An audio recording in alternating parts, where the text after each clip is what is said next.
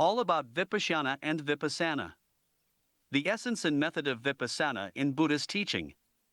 Vipashyana, in Sanskrit, or Vipassana, in Pali, literally means penetrating vision or insight and is believed by modern Buddhists the second most important Buddhist psychopractice, which should be applied after mastering the most important and fundamental psychotechnique of Buddhism, shamatha, or continuous meditation with keeping a clear collected mind without any thoughts for 3 and more hours. In the West, Vipassana is usually called meditation along with shamatha, although in the East all psychotechniques and psychopractices have their own particular names in Sanskrit, Pali, Tibetan and other local languages. In the East, Vipassana is Vipassana, and not abstract meditation. Like the understanding of the Sanskrit term yoga and the Latin term meditation, over time the understanding of Vipassana/Vipassana has also changed and expanded, acquiring several new interpretations, including the emergence of new types of practices created by various charismatic personalities, mainly Theravada teachers of the 19th to 20th centuries. The original essence of Vipassana bhavana, in the teachings of the Buddha is an almost instantaneous insight into the essence of things at the level of clairvoyance thanks to new incredibly perceptive and incredibly powerful supercognitive supramental tools, buddhi and sambhogakaya, that appear as a result of achieving a 3-hour shamatha and its subsequent many years of daily practice, having the nature of the accumulation of energy. With the help of these new supercognitive tools, consciousness has the incredible power of focusing on any object or idea, as a result of which it becomes possible to quickly and accurately realize its qualities and its essence, and, as a rule, recursively. In modern Buddhism, Vipassana is considered a dynamic analytical psychopractice, in contrast to the static psychotechnique of shamatha.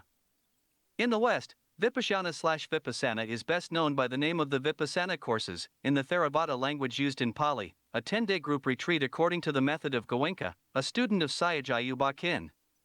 Sri Satya Narayana Goenka has been teaching Vipassana since 1969.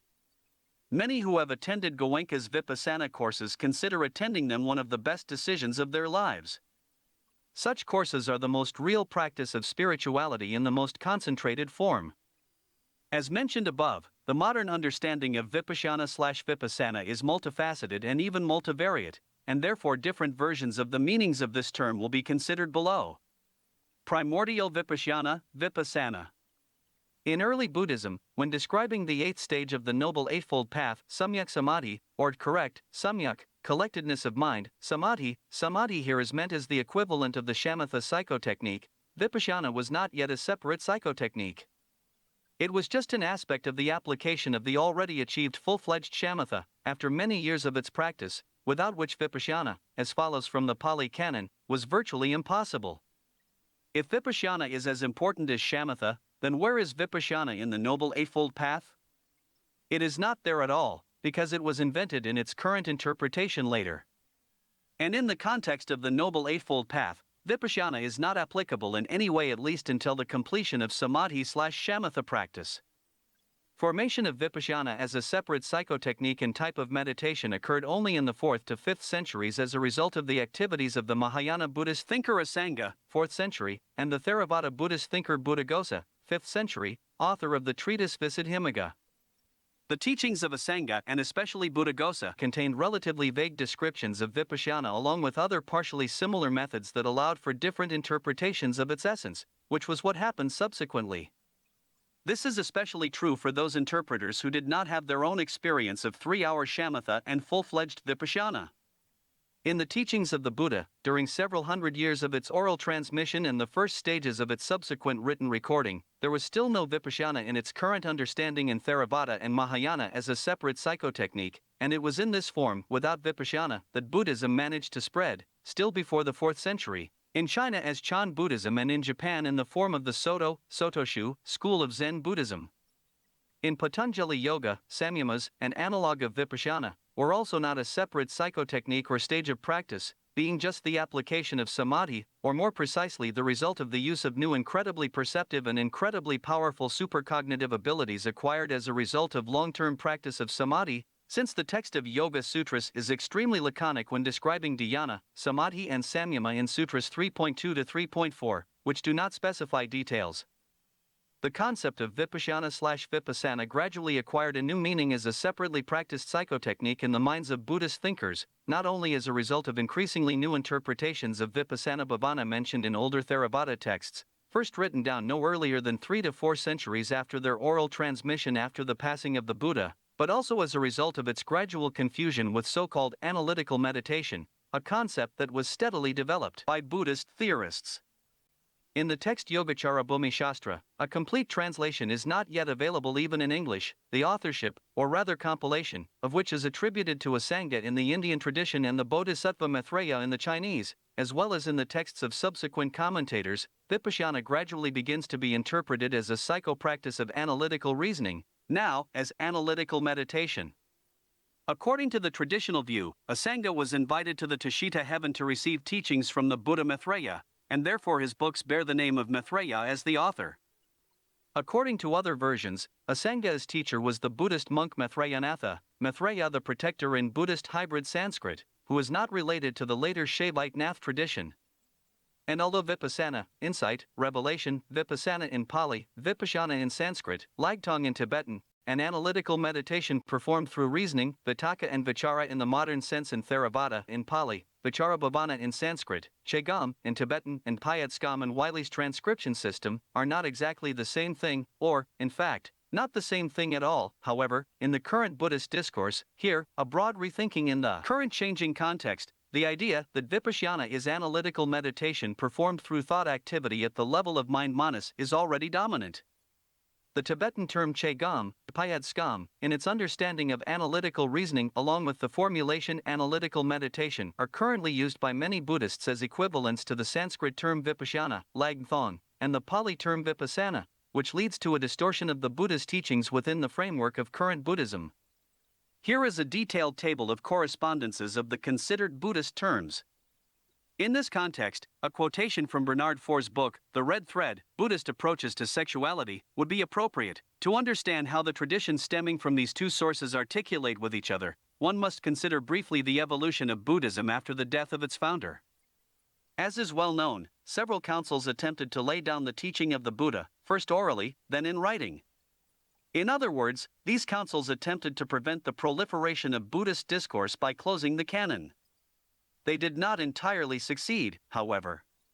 During one of them, a schism divided Buddhism between two factions: the conservative faction of the elders, the predecessor of modern Theravada, literally, Way of the Elders, a form of Buddhism now practiced in Sri Lanka and Southeast Asia, and the majority faction, Mahasanika, literally Great Assembly, the predecessor of the Mahayana, Great Vehicle, which spread to and developed in East Asia.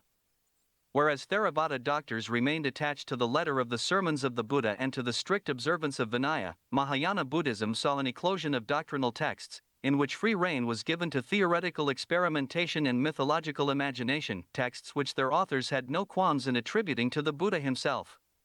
In scriptures like the Lotus Sutra, the Buddha assumes a superhuman stature and becomes, like the great gods of Hinduism, the beginning and the end of the great cosmic game. He is no longer, if he ever was, except in the imagination of some practitioners and scholars, merely a man who has achieved perfection after long struggles against desire and the thirst for existence. Also, the erroneous substitution of Vipassana for thinking is to some extent facilitated by its allusion to the second stage in the classical approach to the 3 stages of comprehension of Buddhist teachings: listening, analysis, meditation. Listening means learning the basics of Buddhism and methods of practice. Analysis means careful consideration of the essence of practices in order to avoid erroneous and simplified understandings of them. Meditation means the actual practice of samadhi/shamatha in the right way.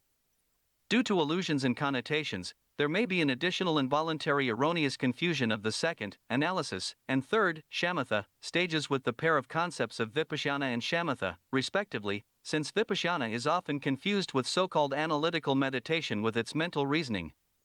It can also be noted here that the term samadhi too is often mistakenly perceived as a simplified concentration instead of state of collectedness of mind without thoughts by followers of both Buddhism and Hinduism. As already mentioned in the sections, samadhi is a state of collectedness of a clear silent mind, and not of gross concentration of subchapter 2.2 Samadhi in Raja Yoga.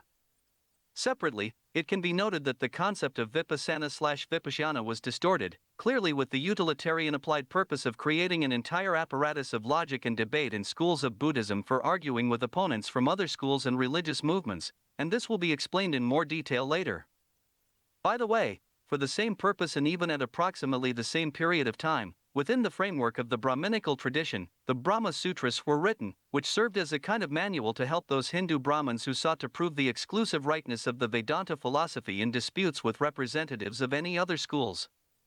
Such a substitution of concepts is reminiscent of history, when, within a certain historical context, yoga began to be distortedly interpreted, changing the initial perception of this psychotechnique and exercise to work exclusively with consciousness, meditation, chitta nirodha, to some postural practices to disguise calisthenics, see subchapter 6.3.2, as part of the secret of strength training of fighting akaras of quasi-monks, which led to the formation of the cargo cult of the current Hatha Yoga with its hundreds of asanas, the simple physical practice of which allegedly leads, or at least supposedly significantly contributes, to the same results, yoga realization/superconsciousness, as chitta nirodha. Moreover, most asanas directly contradict Sutra 2.46 of the Yoga Sutras, which states that asana, or sitting pose, should be stable and comfortable.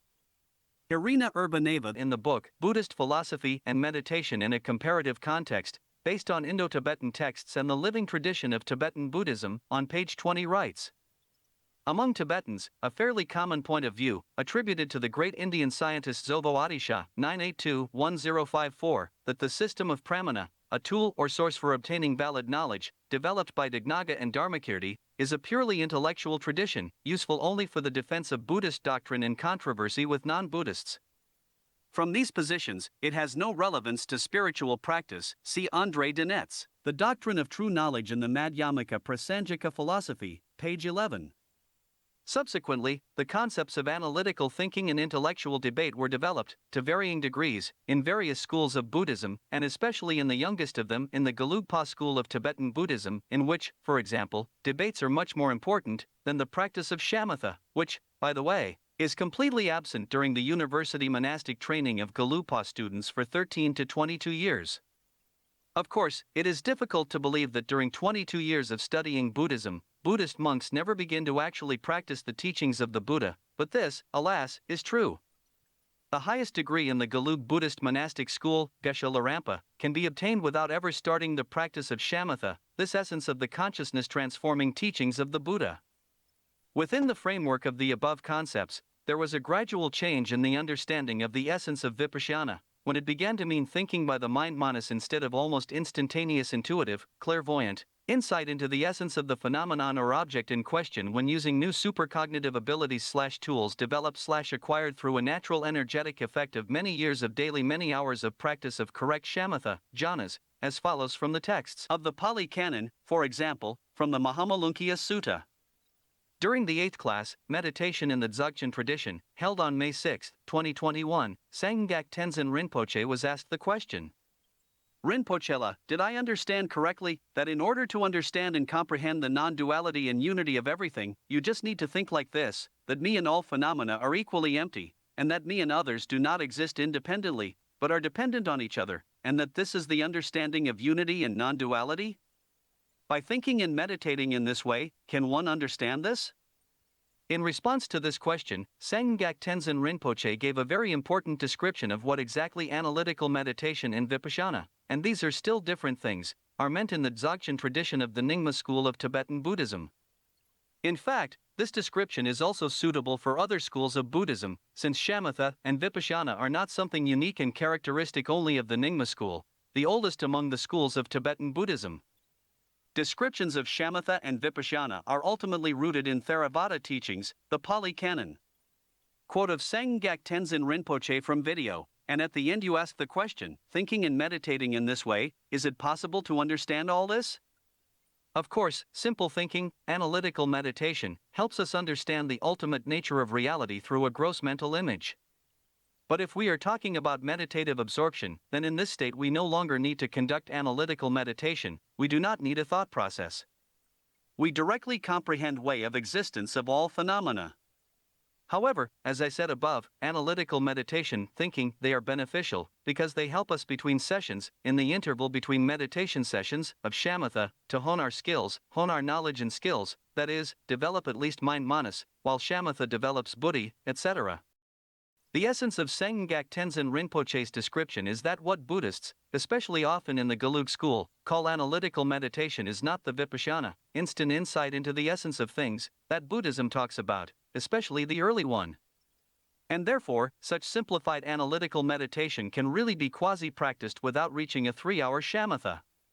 But the fruits of such analytical meditation will not be instant insights into the essence of things at the level of clairvoyance, but only ordinary logical conclusions and findings obtained with varying degrees of accuracy and reliability. Also on the impossibility of practicing Vipassana without first attaining shamatha, see here the words of the 13th Kunling Rinpoche. It should be noted that the Sanskrit word Vipassana was translated into Tibetan as lagtong, divine or higher vision, and therefore such an ability cannot be expected from an ordinary untrained mind without achieving a 3-hour shamatha. A separate problem is that many Buddhists, due to this hodgepodge of concepts, confuse such analytical meditation with Vipassana and, as a result, declare that Vipassana can supposedly be practiced in parallel with the practice of shamatha even before reaching its 3-hour duration. But such analytical meditation is not even close to real Vipassana in terms of its effectiveness. Such analytical meditation, along with any other thinking on a particular topic, is only capable of developing the mind manas, the third body in the Panchakosha, the 5 bodies structure of Hinduism. It is developed by logic, debate, etc., and therefore cannot bring prajna, transcendental wisdom. To acquire such wisdom, it is necessary to fully develop the Vijnanamaya Kosha, 4th body, buddhi, developed by long-term regular meditation, and at least to a significant extent Anandamaya Kosha, 5th, Sambhogakaya, developed by many years of daily continuous meditation for many hours due to its energetic effect, that is, achieved shamatha practice with a minimum of its 3 hours duration. In fact, real Vipassana, divine or higher vision, is not practiced for many years, but is performed with new supercognitive tools, after many years of successful shamatha practice, every time for a very short period of time, including at the level of clairvoyance, when looking for an answer to another question or a recursive sequence of questions, eventually usually ending with the question who am I, etc. It should also be noted that in Yoga Sutras of Patanjali there is no description of the separate training of any analog of Vipassana. Patanjali's analog of Vipassana is samyama, which are performed after training samadhi, the 8th part of Patanjali's Eightfold Yoga. This is an analog of shamatha in Buddhism. In Patanjali's yoga, samyamas are simply performed on certain objects and phenomena thanks to new incredibly perceptive and incredibly powerful supercognitive abilities that have emerged as a result of trained samadhi. As previously stated at the beginning of this section, in early Buddhism, when describing the 8th stage of the Noble Eightfold Path, samyak samadhi, or correct concentration, collectedness of mind, by which the shamatha psychotechnique are meant, Vipassana was not yet a separate psychotechnique. It was just an aspect of the application of the already achieved full-fledged shamatha, after many years of its practice, without which Vipassana, as follows from the Pali Canon, was virtually impossible. Similarly, Vipassana as a separate category, or psychopractice, is absent in Chinese Chan Buddhism, as well as in Soto, the largest school of Japanese Zen Buddhism, in which the main psychotechnique is zazen, an analog of shamatha with its dhyanas. Perhaps this is due to the fact that, like in Patanjali's teaching, the key moment of yogic realization is precisely the training of 3-hour shamatha/samadhi, and the subsequent results of Vipassana, the acquisition of prajna, supermundane wisdom, are achieved in any case, even with ordinary daily activities, thanks to new incredibly insightful and incredibly powerful supercognitive supramental abilities and a comprehensive in-depth study of any occurring phenomenon, while the mind manas without trained shamatha may lack cognitive abilities, computing power, and time even for a simple analysis of every next situation. It should also be quoted from here. It should be noted that for a long time there have been disputes between Buddhist teachers about whether the practice of Vipassana, can lead to supramundane wisdom without the proper development of concentration, shamatha with 8 to 9 jhanas/dhyanas. Those who believe that this is possible base their point of view on canonical commentaries. The opponents of this statement point out that in the Pali Canon itself this idea is expressed extremely weakly, but very often the emphasis is placed on the development of jhana, shamatha, to achieve supramundane wisdom, prajna, achieved by Vipassana on the basis of the already achieved 3-hour shamatha. In the Mahamalankya Sutta, Majjhima Nikaya 64, the Buddha denies that it is possible to destroy 5, and, logically, all 10, samsaric fetters without jhana. The Majjhima Nikaya is the second of the 5 Nikayas in the Sutta Pitaka, which is the second of the 3 parts of the Tripitaka, Tipitaka in Pali, also known as the Pali Canon. The modern text of the Pali Canon was formed only in the 5th century, 1,000 years after the passing of Buddha, and Buddhaghosa, in its creation, took into account about 25 sources commenting on the Tipitaka, forming the standard Theravada orientation for interpreting the teachings of the Buddha. The 5th Theravada Buddhist Council was held in Burma in 1871, after which the texts of the Pali Canon were carved in 729 marble slabs, and already in 1900 year were published on paper, amounting to 38 volumes of 400 pages each. In 1988, Mahidol University, Bangkok, Thailand, released the first digital version of the Pali Canon. There are currently 50,189 pages on CD, comprising 45 volumes of the canon itself and 70 volumes of other, explanatory and auxiliary, sacred texts. The Theravada teaching, which is part of the even more voluminous teaching of Mahayana Buddhism, is based on the texts of the Pali Canon. A huge number of texts of different dates and degrees of reliability allows, if desired, to find confirmation of almost any point of view, especially in later multivariate comments. The following are modern views on how shamatha relates to Vipashyana in Theravada. According to Thanissaro Bhikkhu, in the Sutta Pitaka the term Vipassana is hardly mentioned, while they frequently mention jhana as the meditative practice to be undertaken. When the Pali Suttas depict the Buddha telling his disciples to go meditate, they never quote him as saying go do Vipassana, but always go do jhana. And they never equate the word Vipassana with any mindfulness techniques. In the few instances where they do mention Vipassana, they almost always pair it with samatha, not as 2 alternative methods, but as 2 qualities of mind that a person may gain or be endowed with. Kenneth Roy Norman notes that the Buddha's way to release was by means of meditative practices, dhyana. In particular, he concluded that the earliest version of the Dhammacakkappavattana Sutta did not contain the word noble, but was added later. Lambert Schmidhausen concluded that the 4 truths were a later development in early Buddhism. In other words, the Buddha's followers began to gradually change his teaching from the very beginning of its transmission, and this also applies to the current modified interpretation of the essence of Vipashyana. According to Tilman Vetter and Johannes Bronkhorst, dhyana, shamatha, constituted the original liberating practice. Vetter further argues that the Eightfold Path constitutes a body of practices which prepare one, and lead up to, the practice of dhyana.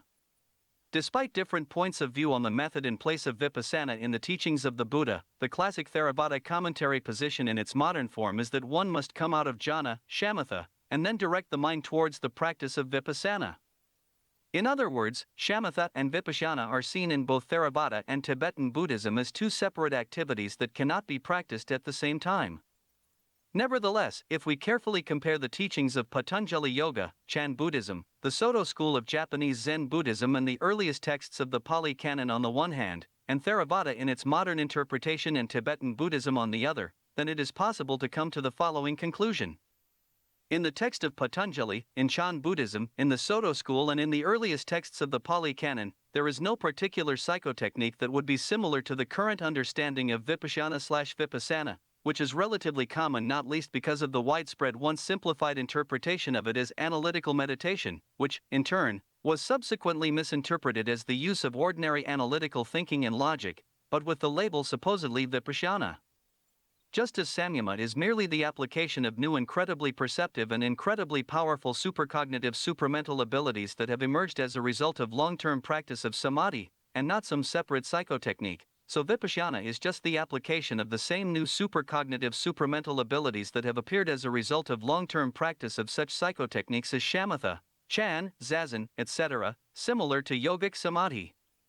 Neither Patanjali nor the Buddha brought samyama/Vipassana into a separate, for example, the 9th stage of the Eightfold Yoga/Noble Eightfold Path. Both of these systems end with the 8th stage, called samadhi in yoga and right samadhi. The names of the other 7 stages also begin with word right, in Buddhism. In other words, samyama and Vipassana are not some new separate psychotechniques that would have to be practiced somehow separately from samadhi/shamatha. As Bhante Gunaratana says, it is virtually impossible to find evidence in the suttas that one should come out of jhana to practice Vipassana.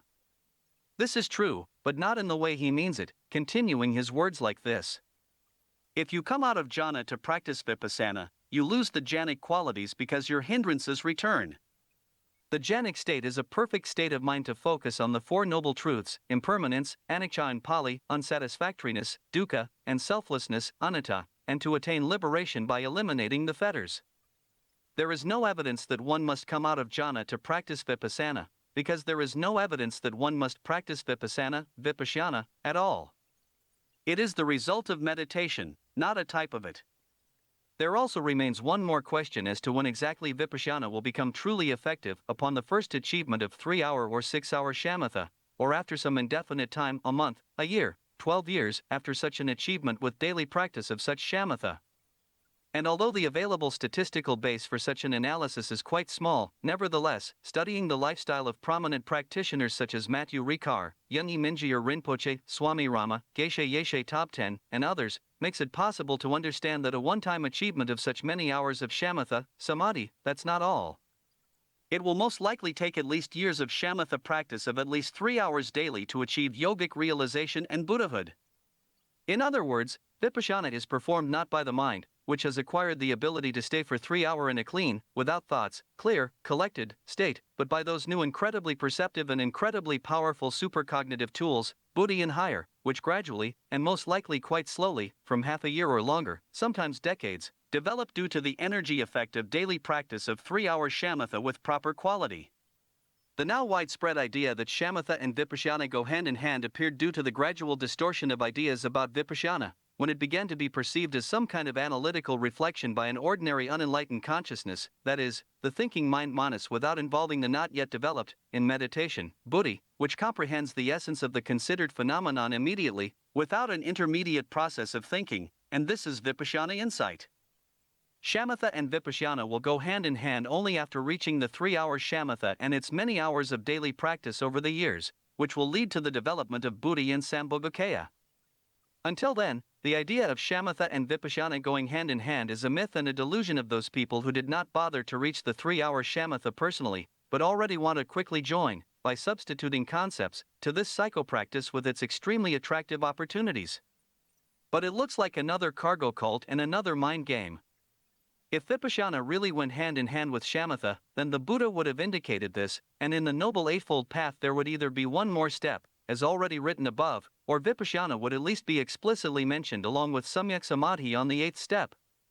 But there is no mention of Vipassana or its analog in the Noble Eightfold Path at all, because the modern understanding of Vipassana, as a separate psychotechnique, appeared after its formation. Patanjali also did not single out samyamas as a separate part, or stage, of the Eightfold Yoga, nor place them on the same stage with samadhi, listing the 8 limbs of yoga in a stanza 2.29 of Yoga Sutras. As a conclusion, it can be pointed out that after thousands of years of piling up new meanings and interpretations over and around the term Vipassana, most likely, it will no longer be possible to make its original meaning generally recognized. A similar story with gradual obscuring and distortion of exact semantic meanings also happened to important terms of yoga, such as chitta, dhyana, samadhi, buddhi, as well as to the term yoga itself. For example, a long, thorough theoretical and practical study of Eastern psychotechniques of Hinduism, including in their homeland when communicating with practitioners of Raja Yoga, and Buddhism makes it possible to understand that chitta is a mirror of the mind, which can be likened to the surface of a reservoir, turning into a mirror-smooth surface in the absence of wind and water vibrations. Dhyana is still an imperfect, comparatively coarse collectedness of an almost silent mind with little occasional involuntary chitta disturbances during training to stop the flow of restless thoughts. Samadhi is the perfect degree of a refined state of collectedness of a clear, calm, clean, balanced mind without any thoughts and even the slightest fluctuations and disturbances of chitta, achieved exclusively by regular training of more and more refined states of dhyana. Buddhi is an overmental, supramental, cognitive tool for instant, without thoughts awareness of the essence of phenomena through intuitive insight, gradually developed by the practice of samadhi, which eventually makes Vipassana and samyamas possible. Yoga is a psychotechnique of curbing the mind in order to unite with the Absolute by achieving superconsciousness as a result of the development of Anandamaya Kosha in the course of many years of daily practice of many hours samadhi. The word yoga comes from the Sanskrit root yuj, which has many different meanings, of which only 2 are the main ones: to bridle, to curb, and to unite. Interestingly, the word samadhi also has two main meanings: collectedness and equilibrium, poise, of the consciousness, and both of these meanings are also important for understanding the essence of this psychotechnique. As one of the possible interpretations of the word nirvana, in Sanskrit, nibbana in Pali, one can consider not only the extinction and cessation of excitement, anxiety, dissatisfaction, impatience, and passions, but also the extinction of activity in this world as a result of its transfer to the higher spheres of consciousness and being, more consonant for an enlightened being.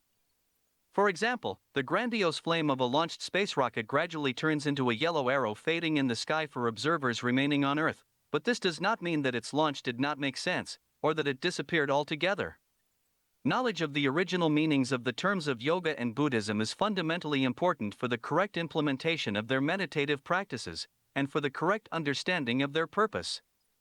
Vipassana in the modern Theravadic understanding of the Pali Canon. In the suttas, in Sanskrit, sutras, strings, threads, of the Pali Canon, the Buddha and his disciples use the phrase Vipassana bhavana, which means development, bhavana, of vision as is, Vipassana. Those who engage in such development must come to realize the impermanence, frailty, anicca in Pali, anitya in Sanskrit, unsatisfactoriness, or suffering, dukkha in Pali, dukkha in Sanskrit, and impersonality, anatta in Pali, anatman in Sanskrit, of the phenomena of experience. Such practice should lead to disidentification with the elements of experience and thus eliminate the prerequisite for the appearance of psychological and then physical suffering.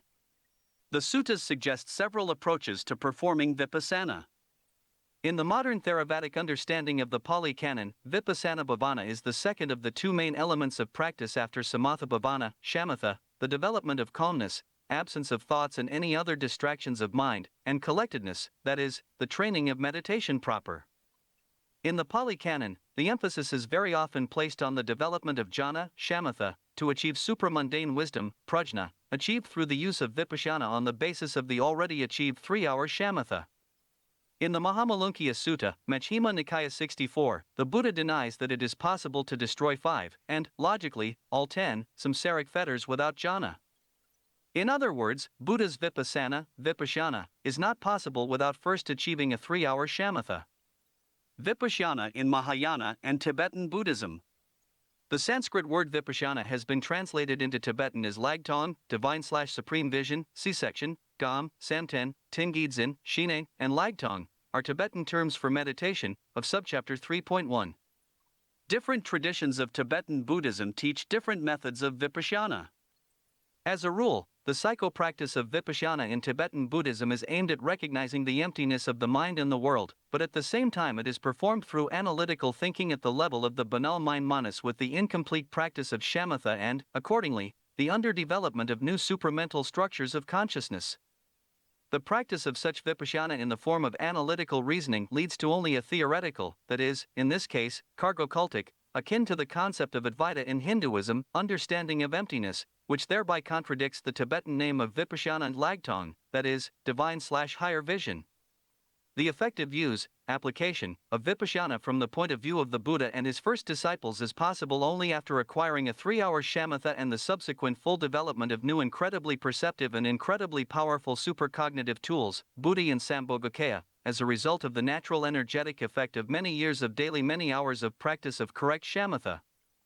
Of course, we can say that at present the concept of Vipashyana in Tibetan Buddhism has some additional interpretation, when, in addition to the classical intuitive clairvoyant insight, it also means the trivial analytical process of thinking and reflection, for example, on the teachings of the Buddha, performed through the ordinary mind manas, especially in Gelug. But the problem here is that different teachers of Buddhism, because of this, put different meanings into the same concept of Vipassana, which in early Buddhism was generally interpreted as higher, or divine, vision, not related to the mental activity of the mind manas. Vipassana courses in modern Theravada, Southern Buddhism.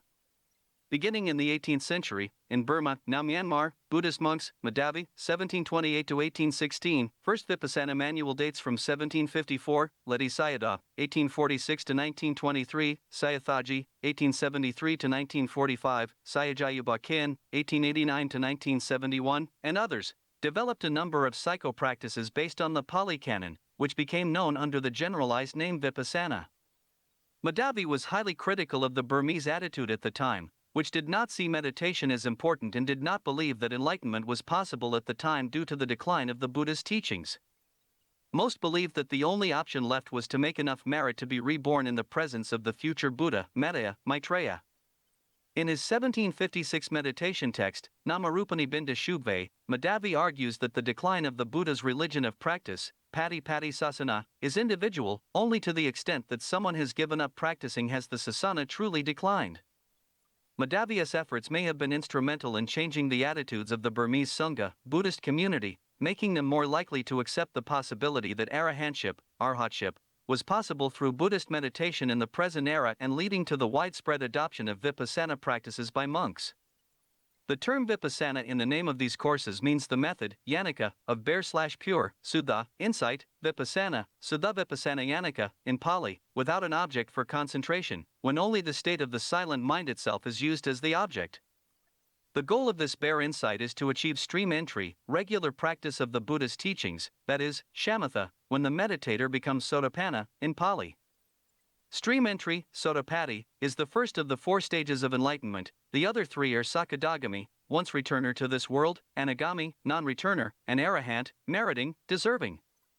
The Pali word Vipassana means insight, and it was chosen as the brand name for these psycho-practices and courses based on its original dictionary meaning, and not because of the name of the modern Mahayana psycho-practice Vipashyana, which is the Sanskrit translation of the Pali word Vipassana, with its so-called analytical thinking, which, in turn, was formed by Buddhaghosa and Asanga in the 4th to 5th centuries on the basis of manipulations, during the struggle between different movements in Buddhism, with excerpts from early Buddhist texts included in the Pali Canon. Also, the term Vipassana in the name of these courses does not mean what the Buddha meant by Vipassana, insight in the process of acquiring transcendental wisdom after completed shamatha practice. In other words, the terms Vipassana/Vipashyana from the 4th century to the present day usually refer not to what the Buddha meant by Vipassana insight, which takes place after the completion of many years of shamatha practice, but to various psycho-practices and courses that arose after 1,000 or even 2,000 years after the Buddha.